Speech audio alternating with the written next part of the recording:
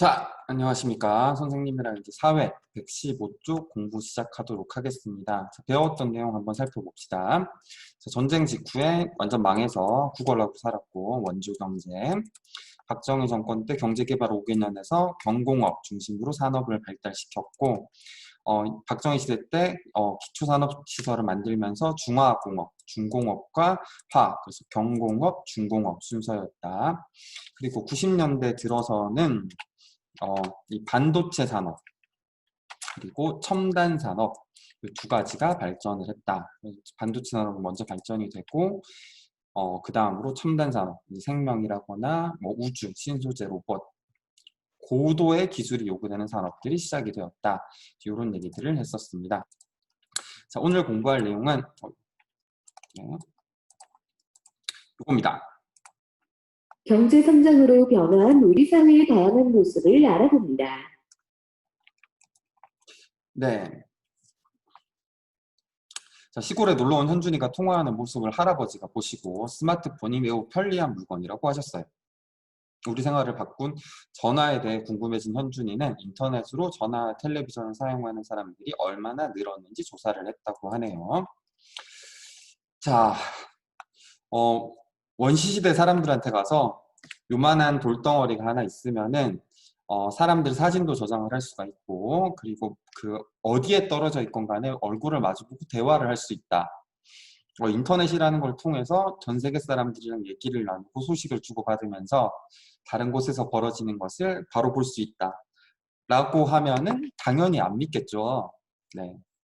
선생님 어렸을 적에 신문이나 잡지 이런 데서 앞으로 미래에서는 얼굴을 마주보고 통화를 할 거다, 이런 컴퓨터 모니터도 필요 없이 그냥 들고 다니는 기계로 할 거다라고 얘기하는 사람들을 보면서 아유, 그건 내 손주 때쯤이나 가능하겠지라고 생각을 했는데, 선생님이 대학교 졸업하고 취직이 됐던 이제 2010년부터는 실제로 그런 것들이 다 이루어졌죠. 되게 어마어마하게 빠르게 발전을 한 건데, 자, 어떤 식으로 발전해 왔는지 한번 살펴봅시다. 자, 1953년도 전쟁이 끝난 직후에는 그 전화 가입자가 2,500명밖에 안 됩니다. 자, 전화 가입자가 2,500명이라는 거는 전화 가입한 사람을 전국적으로 다 만들어서 종이에다 적으면은 10쪽 안에 다 적혔다는 얘기예요. 네. 전화번호도 뭐 지금처럼 010 뭐뭐뭐뭐뭐뭐 해서 이렇게 11자리씩 길게 갈 필요도 없이 이때는 3,000개 안에서 다 끝난 거예요. 전화번호가 4자리, 뭐 길어야 4자리겠죠. 이때는 사실 전화번호도 아니었고요. 전화를 해서 전화기를 드는 순간 이제 전신국이라고 하는데 연결이 돼요. 그래서 거기에서 나 뭐 대통령이랑 통화하고 싶네. 그러면 이제 막 회선을 꽂아가지고 이제 대통령 쪽으로 연결을 해주는 전화 교환원이 있던 시절이라고 할 수 있겠죠. 이게 번호로 자동화된 거는 이 다음 시기가 되겠죠. 전화 회선이 93만 대 늘었습니다. 100명당 전화기 2대래요. 100명당 전화기 2대니까 잘 와닿지가 않죠. 아파트 사는 친구들은 쉽게 얘기해서 한 동에 하나 있었다고 보면 돼요. 그래서 보통 이제 옛날에 시골 마을이니까 마을에 전화가 이장님 댁 아니면 동사무소, 면사무소 이런 데 한 개만 딱 있고, 이제 거기에 전화가 오면은 이제 방송이 나오는 거예요. 김씨 아저씨, 김씨 아저씨, 누구네 해서 전화 왔습니다. 전화 왔습니다. 전화 왔습니다. 그러면서 이제 그러면은 김씨 아저씨가 막 그 사무소까지 뛰어가서 이제 전화를 받고 통화를 하는 이런 시스템이었던 거예요. 집집마다 전화기 같은 것도 없었고요. 그냥 마을에 한 대 이 정도 있었다고 생각을 하시면 돼요. 자, 그런데 이제 경제 성장이 더 됐었죠. 1987년 정도 되면 이제 조금 잘 사는 정도죠. 이때는 이제 70년대, 아까 이때는 가난할 때니까 마을에 한 대였는데 이 정도 되면 좀 잘 사는 때죠. 이제 1,000만을 선이 돌파가 됩니다. 전화기가 1인당 하나씩은 안 되고, 어차피 들고 다니는 게 아니니까 전화기라고 하는 거는 집 안에 두고 써야 되는 거니까 이제 한 집에 전화번호 한 개씩은 이제 가지게 돼요. 집에 전화기 하나. 그래서 이제 이때부터는 가능해지는 게 전화해서 누구누구네 집이죠. 뭐 누구 좀 바꿔주세요. 그럼 잠깐만 누구야 이렇게 이제 얘기를 하는 거예요. 선생님도 어렸을 적에 이제 선생님 친구들이 선생님 집에다가 거기 성우네 집이죠. 성우 있어요? 있으면 놀러 나오라고 가도 되냐고 물어봐 주세요. 이제 뭐 이렇게 얘기를 했거든요. 그게 이 시기라고 할 수 있겠죠. 이때 이제 네. 자, 그리고 이제 그로부터 3년이 딱 지나서는 자, 100명당 35대. 그러니까 3명당 한 대꼴로 되는 거예요. 3명이면은 지금 가족이 한 두세 명 정도 되죠. 가족당 하나씩 하고 이때는 가족이 조금 더 많았었으니까 어떤 집에는 2대씩 놓기도 했고 왜냐하면 뭐 옛날에는 집에 뭐 일하는 곳이 같이 있는 곳도 있었으니까 사무실용, 집용 이렇게 따로 전화기를 두기도 했었고요. 전화회선이 1500만 회선을 돌파했다고 하는 자, 이때부터 이제 번호가 한 8자리 정도씩 사용하게 된 거예요. 이제 선생님 어렸을 적에 전화번호는 7자리였었거든요. 7자리. 7자리니까 땡땡땡에 땡땡땡땡 뭐 이렇게 이제 나갔겠죠. 이 정도 전화번호 길이를 가졌던 겁니다. 자, 이제 3년이 또 지나니까 2000만 회선이 되고 집에 2개 정도씩 전화기가 있게 되더라. 이제 된 거죠. 사진으로 만나보면은 1950년대에는 전쟁으로 훼손된 통신망을 복구하고 근대식 통신시설로 바꾸기 위해서 노력했습니다. 자, 아까 전에 얘기한 2,500대 정도 있을 때 이제 이렇게 한 거예요. 전화를 걸면은 전신국에서 이 여자분들이 받아가지고 나 여기랑 통화하고 싶네. 그러면 그 전선을 뽑아가지고 그쪽이랑 연결을 해서 통화를 할 수 있도록 해주는 겁니다. 1960년대에서 1970년대에는 경제성장, 소득 증대에 따라 전화 수요가 급증하면서 통신시설이 확장되었습니다. 자, 이게 경제가 성장한다는 그래프로 봤지만은 실제 생활 모습으로는 이렇게 달라진 거예요. 이렇게 0.1조 겨우 벌 때는 전화기도 그 되게 중요한 곳 아니면 없었는데 이제는 경제가 성장이 되니까 그럼 우리 집도 중요한 곳이야. 나도 집에다 두고 쓰고 싶어 하는 사람들이 생겨나기 시작했습니다. 전화기 생산 공장 보시면은 여기 있죠? 요거는 그 눌러서 사용하는 게 아니라 딱 손을 넣고 이렇게 돌려요. 그리고 탁 놓으면 얘가 다라라락 돌아가서 다시 전화번호가 7자리라 그러면 이거 7번 반복해서 이제 해주는 거예요. 그게 요 전화기라고 할 수 있겠습니다. 그래서 이제 스마트폰 전화기의 그 요 모양이 왜 그 모양이냐 하는 친구들도 간간히 있는데 요 전화기의 요 모양이에요. 전화기 보시면 지금 손에 드는 부분 요 부분이 지금 생긴 모양이 여러분들 그 스마트폰 속에 전화기 아이콘이 되는 겁니다. 네. 이제 전화를 하려고 하면 전선이 연결이 돼 있어야 되니까 이제 이런 것들을 전부 다 전봇대로 연결을 했던 거죠. 이제 요즘에는 이런 것들도 꼴 보기 싫으니까 우리나라는 그만큼 잘 살고 있으니까 이런 것들을 전부 다 바닥 공사를 해서 바닥 안으로 집어넣어서 이런 것들이 이제 안 보이도록 하기도 하죠. 1980년대에는 농촌까지도 전화 자동화와 통화권 광역화가 이루어지고 1천만 전화회선이 공급되어 1가구 1전화 시대를 맞는 등 통신 선진국으로 발돋움했습니다. 자, 이제 전선을 연결하다가 농촌까지 들어가는 겁니다. 경제가 이렇게 성장을 하다 보니까 농촌들도 좀 잘 살게 된 거죠. 그리고 통화권 광역화라는 얘기가 나오는데 이거 말이 어려운데 쉽게 얘기하면은 번호가 너무 많아지니까 지역 번호를 사용하기 시작했다는 거예요. 전화번호가 너무 많으니까 이걸 한 군데서 관리하기가 힘드니까 지역별로 따로 관리를 한 거예요. 그래서 지역을 넘어 통화할 때는 지역 번호를 넣도록 하는 거죠. 여러분들 번호 보다 보면 서울에 연결할 때는 02, 경기도권에서는 031, 뭐 이런 식으로 눌러서 쓰는 게 있죠. 이게 바로 이때부터 시작이 됐다고 생각하시면 됩니다. 자, 이게 이제 전화기고요. 아까 손 돌렸던 거. 그리고 이게 이제 전화기 아이콘 모양. 이렇게 보시면 돼요. 이게 콘센트예요. 참고로 이 전화기는 그 전선이 다르기 때문에 그 정전이 되더라도 전화가 될 수 있었습니다. 정전이 되면 정전 신고를 해야 되는데 전기가 끊어지면 전화가 안 되면 안 되겠죠. 그래서 전선은 다른 전화는 다른 전선으로 전기를 공급을 받고 통화를 하는 거여서 정전이 되더라도 사용이 가능했었습니다. 요즘엔 이제 인터넷 전화 많이 쓰는 집들이 생기니까 인터넷이 안 되면 전화가 안 되기 때문에 정전이 되면 핸드폰을 써야겠죠. 옛날에는 그랬어요. 1990년대에는 전화 2천만 회선을 돌파하면서 1가구 2전화 시대에 돌입하였습니다. 자, 요때 이제 전화기를 보시면은 무선 전화기가 나옵니다. 그 전까지는 다들 이제 전화기에 선이 있어가지고 전화기 있는 근처에서만 사용이 됐어요. 요런 것처럼요. 이렇게 전선이 있죠, 그쵸? 자, 근데 요 시기부터는 무선 전화기, 같은 것들이 등장을 해요. 그래서 집안에서는 이제 왔다 갔다 하면서 통화가 되는 거죠.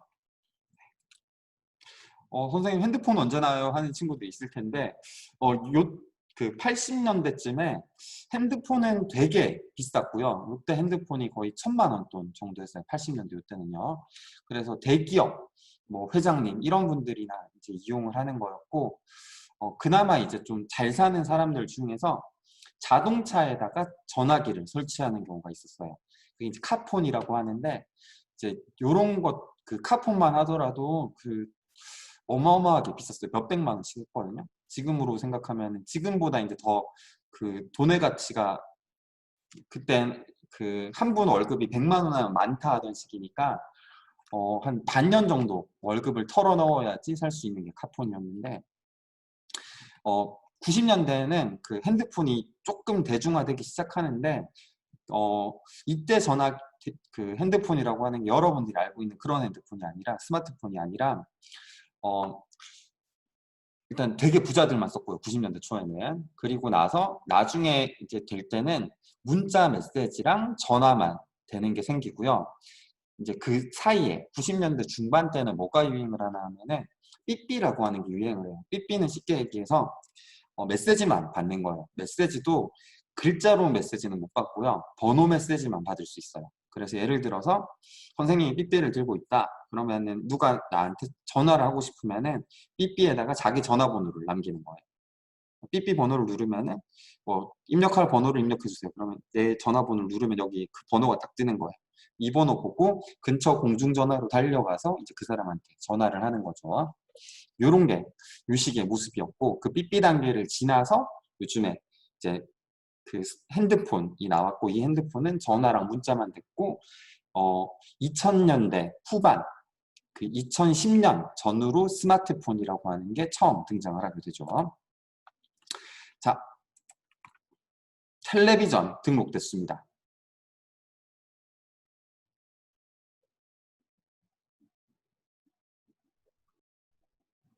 자, 지금은 뭐 이거보다 훨씬 더 많겠죠. 요거 1000대라는 거는 지금 513만 대가 지금 요때 보급이 돼 있다는 거고요.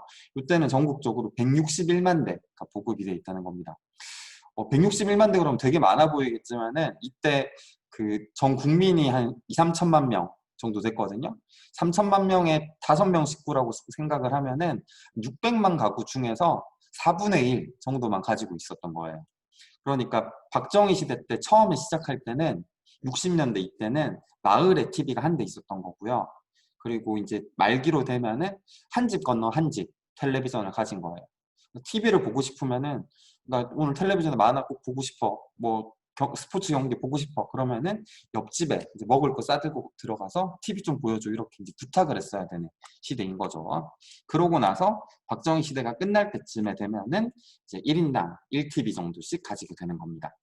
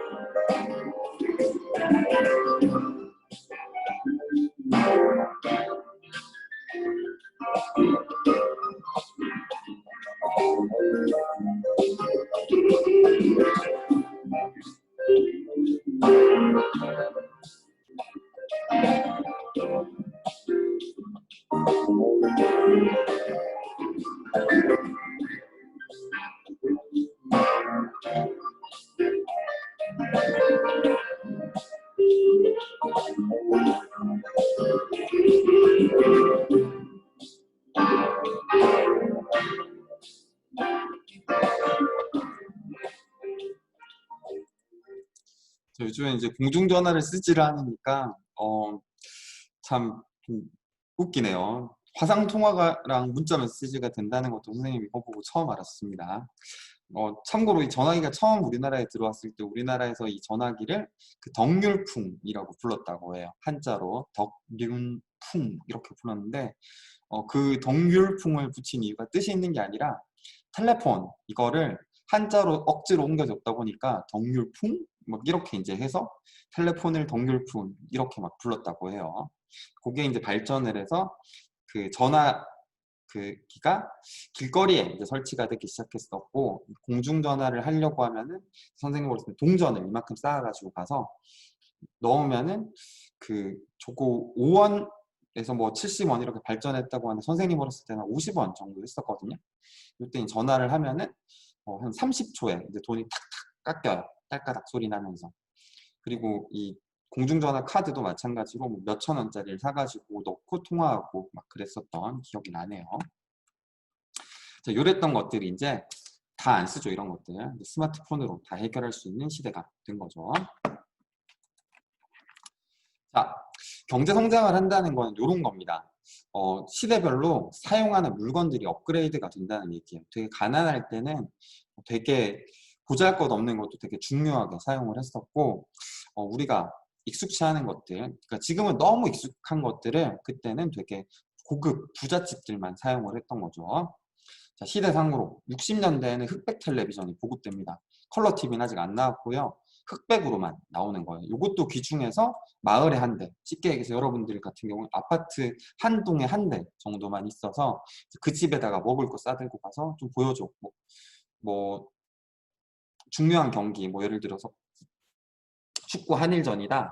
뭐 이런 것들을 하게 되면은 그 집에다가 먹을 거 싸들고 들어서 텔레비전 보여주세요 했던 거죠.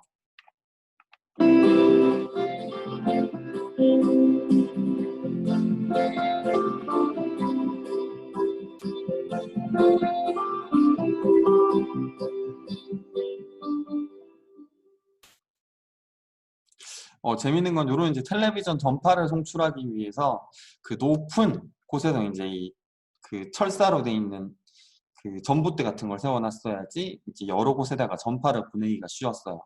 서울에다 이 용도로 세운 게 이제 지금의 남산타워가 되는 겁니다.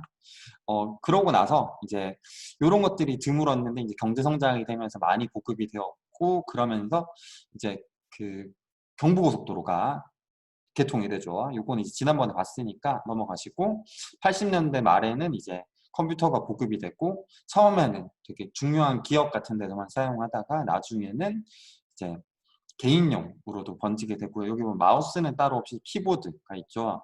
그 사람이 해야 되는 계산을 컴퓨터가 대신해주는 용도로 썼던 거예요. 지금 뭐 가계부라거나 아니면은 기업 같은 경우에는 돈을 어디다 썼는지 이런 기록 같은 것들을 얘가 자동으로 이제 해줬던 거죠.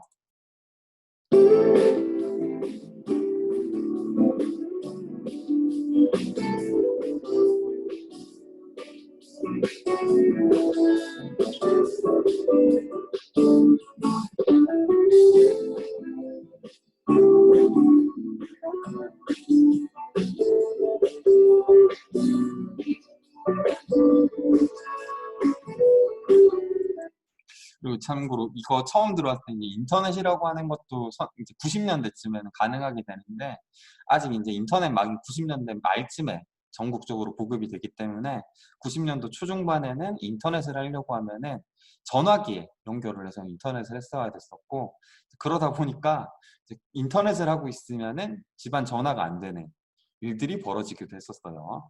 자, 그러다가 이제 90년대에는 그 한 가구에 1인 1승용차, 한 가구에 승용차 한 대씩은 보급이 되게 됐고요. 지금은 이제 집집마다 한 대 있는지, 뭐 우리 집은 엄마도 운전해야 돼 해서 뭐 2대 있는지, 뭐 다양하게 자동차 수가 훨씬 많아졌죠, 그렇죠? 이때는 작은 차, 값싼 차 이런 것들을 겨우 사가지고 집에 한 대씩 이렇게 운영을 했었는데 지금은 뭐 우리 집은 큰 차, 좋은 차, 외제차 뭐 이런 것들도 막 사게 되는 거죠. 경제가 그만큼 성장했다는 증거가 되겠죠. 그러면서 고속국도를 넘어서는 고속철도도 개통이 되는 거죠. 그리고 요즘에는 인터넷 쇼핑이 증가하고 있습니다. 자, 경제가 성장한다는 건 이렇게 우리가 사용하는 물건들이라거나 뭐 이런 것들이 바뀌는 거예요. 우리보다 더 잘 사는, 우리가 더 잘 살게 되면 지금은 상상하지 못했던 것들을 가지고 놀게 되겠죠. 뭐 예를 들어서 우리보다 더 잘 사는 이제 미국 같은 경우는 대표적으로 이제 경제 성장을 하다 보니까 이제 요 다음 단계로 보통 얘기를 하는 게 요트라거나 아니면 뭐 승마 이런 것들을 즐긴대요. 개인 자동차는 뭐 필수 생활 수단이지만은 취미를 위해서 뭐 말을 산다거나 아니면 요트를 사가지고 그 요트 위에서 휴가를 보낸다거나 이런 것들이 이제 된다고 하니까 앞으로 더 성장해서 그런 것들도 즐기는 날이 되면 좋겠네요. 자, 경제가 성장하면서 해외여행객이 늘어났고 우리 문화 관련된 상품을 이 해외에서 큰 인기를 끕니다. 대중가요와 드라마 등 한류를 즐기는 외국인들이 급증했다. 자, 한류라고 하는 거는 한국의 문화 콘텐츠가 전 세계 사람들이 이렇게 퍼져나가는 현상을 얘기를 해요.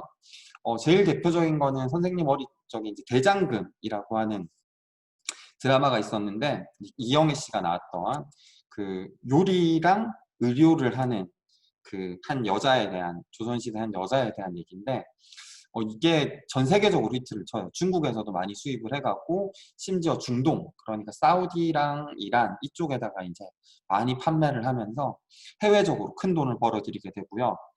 우리보다 이제 문화적으로 더 강력했던 일본 같은 경우도 이때 이제 배용준이 나왔던 겨울연가 이런 것들을 수입을 하면서 처음으로 이제 한국 문화가 세계에서 통할 수 있다라는 걸 보여줬고 뭐 싸이의 강남스타일이라거나 뭐 요즘에 BTS 뭐 다양한 그룹들 뭐 블랙핑크 뭐 그리고 그 요렇게만 얘기하면 또 속상하니까 뭐 또 세븐틴이라거나 또 뭐 트와이스 이런 다른 그룹들도 되게 많이 해외로 지금 진출을 하고 있죠.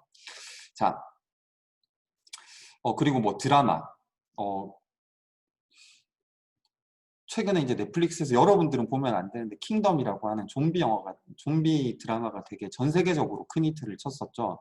그리고 또 기생충 같은 영화들 그리고 뭐 다른 많은 드라마들 뭐 그때 네, 많은 드라마들이 전 세계적으로 인기를 끌고 있고 이런 것들이 이제 넷플릭스라거나 유튜브를 통해 가지고 전 세계적으로 더 알려지면서 많은 사람들이 한국에 대해서 좋은 이미지를 가지고 방문을 하고 문화를 접하려고 노력을 하게 되는 거죠. 영상으로 한번 스치듯 빠르게 만나봅시다. 연이은 해외여행객 증가와 중국의 사드 배치 관련 보복 조치 해제 등의 영향으로 지난달 항공여객이 10% 이상 늘었습니다. 국토교통부에 따르면 5월 국내선 항공여객은 모두 975만 명으로 지난해 같은 기간보다 11.6% 증가했습니다. 자, 우리나라를 방문하는 그 해외 여행객들이 이만큼 성장을 했다고 나와 있네요. 세계적인 한류도 한번 보시죠.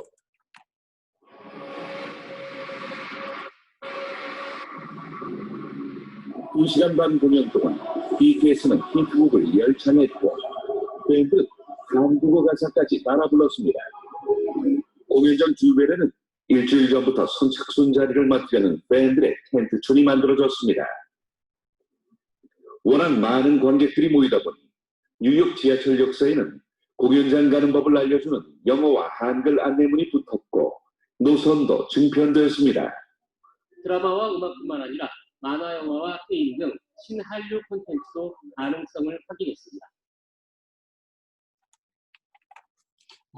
저기 스치듯 나왔는데 배틀그라운드 같은 경우도 우리나라에서 만든 게임인데 전 세계적으로 이제 히트를 했었죠. 외국에서 이 게임을 뺏겨가지고 포트나이트라는 게임도 만들기도 했었고 이제 해외에서 오히려 우리나라 것들을 배우고 이제 베끼고 하려는 노력들이 되는 걸 보니까 우리나라가 진짜 문화적으로 강해지긴 했나 봐요.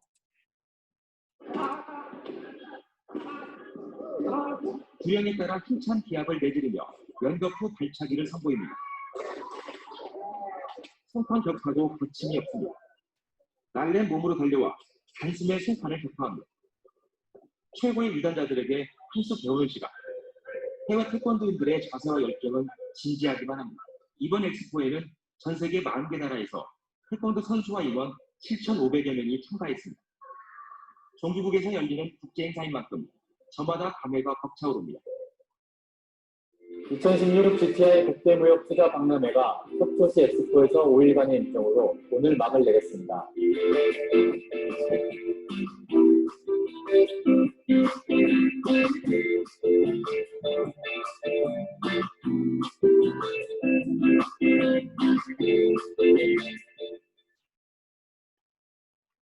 자, 이렇게 문화적인 것들이 성공한다는 거는 쉽게 얘기하면 이런 거예요. 여러분들이 그리스 로마 신화를 보고 그리스랑 로마를 언젠가 한번 가보고 싶다. 꿈을 꿀 수 있겠죠. 그리고 피자를 먹으면서 피자의 원조 나라 이탈리아는 진짜 피자가 어떤 맛일까? 이걸 먹으러 한번 가보고 싶기도 하겠죠.